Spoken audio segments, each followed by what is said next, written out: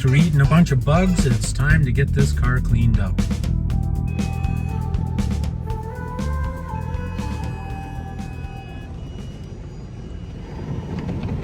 One of just 247 made, and maybe the only one in tellurium silver. I'm still trying to get confirmation from Mercedes Canada to figure that one out. So I just got back from the Okanagan, Twisty Highway number 3 from Vancouver there and back, and essentially this thing really behaved like a champion. Stick around for a one year plus update, and I'm going to talk about some quirks about the car and why this CLK, particularly the 2005 model, is special. So as I mentioned, I just had a road trip from Vancouver to the South Okanagan in the desert. Yes, there's a desert in Canada, believe it or not. It was about 40 degrees Celsius, and the car, this just really was a champion of the beautiful roads going up there. Some of the most beautiful driving roads in all of Canada. Man, oh man, if you get off the beaten track on some of those roads, just an absolute delight. I was staying in a very remote area, so every time I pulled out of the driveway, I was out on some of the most amazing driving roads I've ever been on in British Columbia. So it was a real treat to get this car up there. Now, I might want to mention that I've only put about 2,000 kilometers or so on this car since I've owned it for about a year and a couple of months. And the bottom line is I've really had a very reliable experience. And, you know, who would have thunk, right? An aging German car with very little maintenance, quite frankly. I mentioned earlier that I had a BMW 650i and also 335i 6-speed manual. Both of them were cabriolets. Great drivers, fantastic cars, really nice, comfortable, quick, obviously, and had that BMW experience, which is, you know, nice. But they kept my wallet empty. I kid you not. If it wasn't one thing, it was the other, and it was just constant, it seemed, with both of those cars.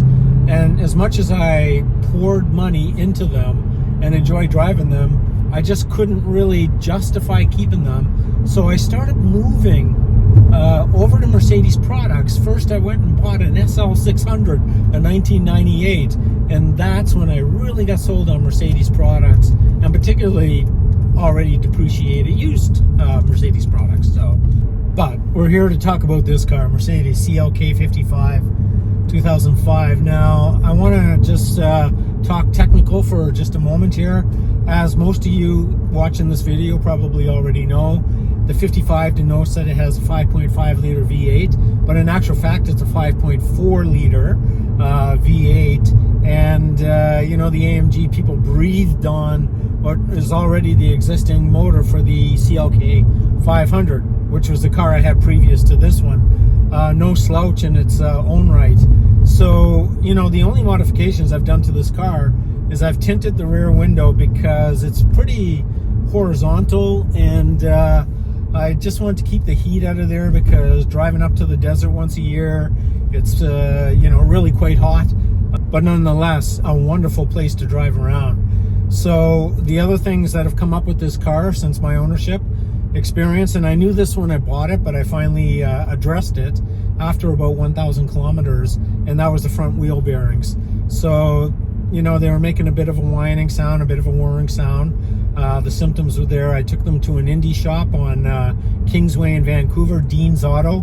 Shout out to them. I'm not affiliated with them, but when you see a couple of guys that own Porsche GT3 sitting in their garage, and all the mechanics drive Mercedes, you can pretty much know that they're going to give you a pretty good solid service. So it was the first time I used those folks, and they were great. I thought they were great to work with, honest, upfront, and no BS.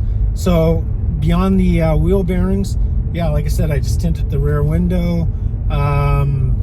Really nothing else. One of the oddities that keeps coming up on this car is when I start it, the check fluid light comes on. I got a little bit worried about that, especially being up in the desert, but I bought a jug of fluid just in case, but what I realized was really it's a sensor, and because the temperature was right in the middle. Okay, so this is Rhythm and Road Trips, a channel dedicated to music, cars, and travel. So I'd be remiss not to comment on the stereo. What you have here is a 6 CD changer and also an auxiliary in. I was really happy to see the auxiliary in, because if you have a spare iPhone from the old days, you can just plug that right in. So this is an iPhone 6, I believe, and it still loads Spotify and other things. And so you can plug it in, and then you can use the equalizer on the phone to adjust the sound on the stereo as well through the auxiliary input. So all in all, I mean, it's not that bad for the age of the car. You know, it's okay. I'm just going to say it's okay. One hack I would say is don't put it on surround sound. No. Just put it on standard, because music is intended to be listened to in stereo, not in surround sound. So just a little hack for you folks. The experience of driving this car is quite nice. You know, it's really a muscle car, and you know, a lot of people talk about Camaros and you know, Mustangs and so on and so forth. What's really nice about these CLKs is they're a bit of a tighter package. The interior materials are just absolutely phenomenally put together.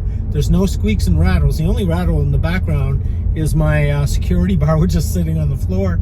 And you know, there's no squeaks. Nothing on the interior of this car has failed yet.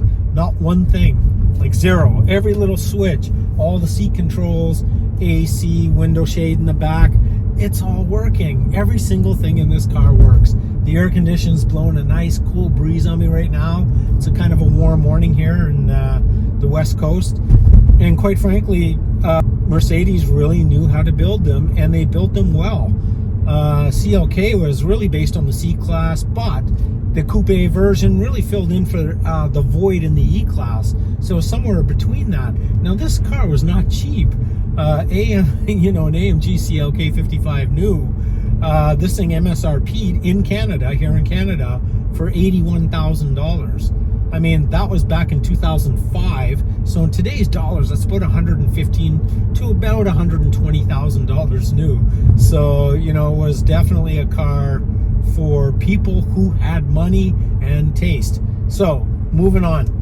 Look, some of the pessimistic feedback I have about the car, it's quite heavy. I mean, it is a heavy car. It's certainly 3,700 pounds approximately. And, you know, with that big old honking V8 in the front of it, you know, it feels a little bit heavy. Not that it doesn't grip the road expertly, it does. But it does feel, you know, quite heavy. So it's not going to feel like an M3, for example, which is not as powerful as this car, but it's definitely more tossable, I would say. So there are lighter GT sort of sports cars, coupes, that are lighter and probably handle a little bit better than this car, truth be told. However, as you get older, like me, this becomes really more of a GT car, which probably was its intended purposes regardless. And I think it just fits the bill exactly. It's a nice driving car. It's comfortable. Look, the suspension's a little bit rigid. Oddly enough, I got the wheel bearings done, and it kind of cleaned up the funking on the front end of the car. I don't know if that's attached. I'm not a mechanic. Maybe you can comment below and let me know if getting wheel bearings done actually improves the ride of your car. It definitely improved this a little around the city, because that was my complaint in the last video. It was like, this thing is just too clunky around the city.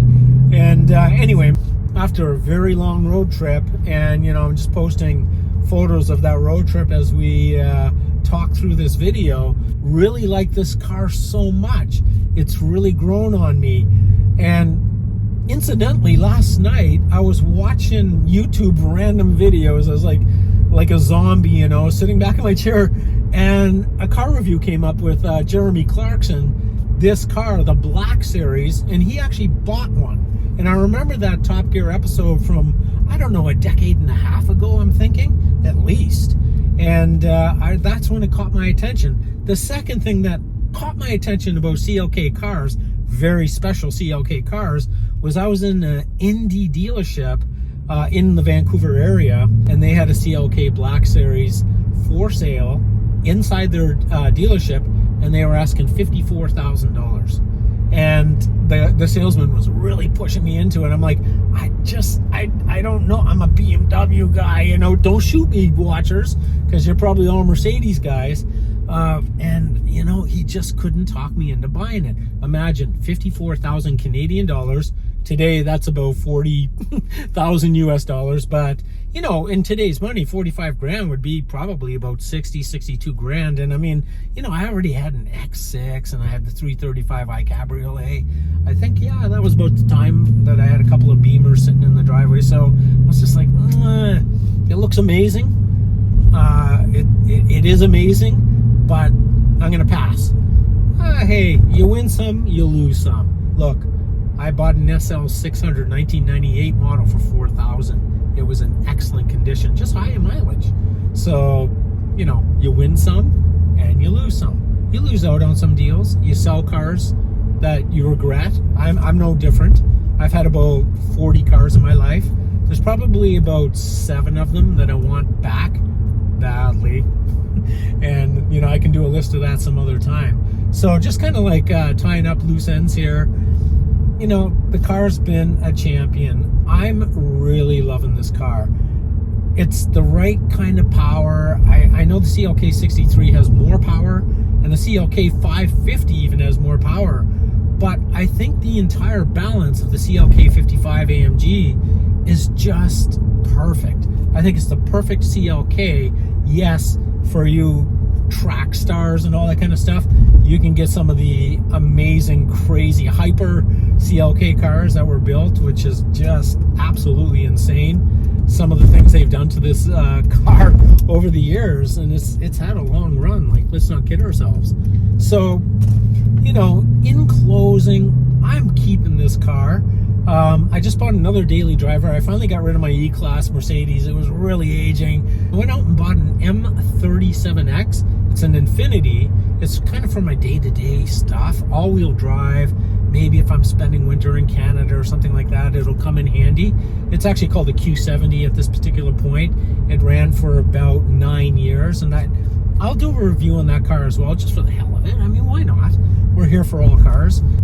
So let's accelerate this baby a little bit. I'll gear down. You can see CL63 paddle shifters. They're not the that's the other modification that's done to the car. Tinted window, SLK55 wheels, and CL63 paddle shifters. So I will do a little acceleration here on the highway just as soon as traffic clears a little bit. I'd be remiss not to mention that the gearbox is not the quickest big gearbox. I mean, compared to modern cars. So gearing down here.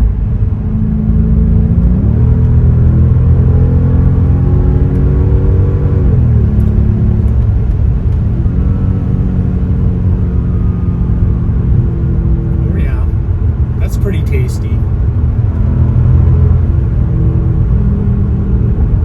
I hope you can hear the crackling of the exhaust when I take my foot off the pedal.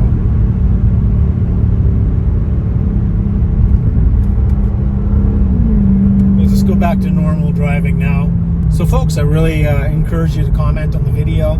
Any intel, feedback, anything I've missed, you know, I'll continue to give updates, but it's not a car I drive a whole lot. Usually just 2, maybe 3 months per year, a couple of road trips, and that's it. It's stored for about 9 months. Oh, just one last thing. People in the Pacific Northwest that have watched this video, some of my past videos, have asked me if I'm selling this car. I'm not. However, if you want to come up here with a big bag of cash, I mean, ultimately everything's for sale. Like, if I can buy something more interesting, and look, I almost bought a CL63 instead of this car, but I just felt more comfortable regarding the wallet, the cost of ownership with this car, and it's more than enough. It's more than enough. But that being said, look, I guess everything's for sale at the right price. So the next road trip, I'll be going down to Oregon and back, and that'll be it basically for this summer for this car. And so that'll be a fun road trip. I'll be going back into the desert, the interior of Oregon, and I understand the coastal highway is the way to go. So I'm going to get a lot of good footage there and have a good time driving this car down there. So until next time, have yourself a wonderful day, and we'll see you again soon.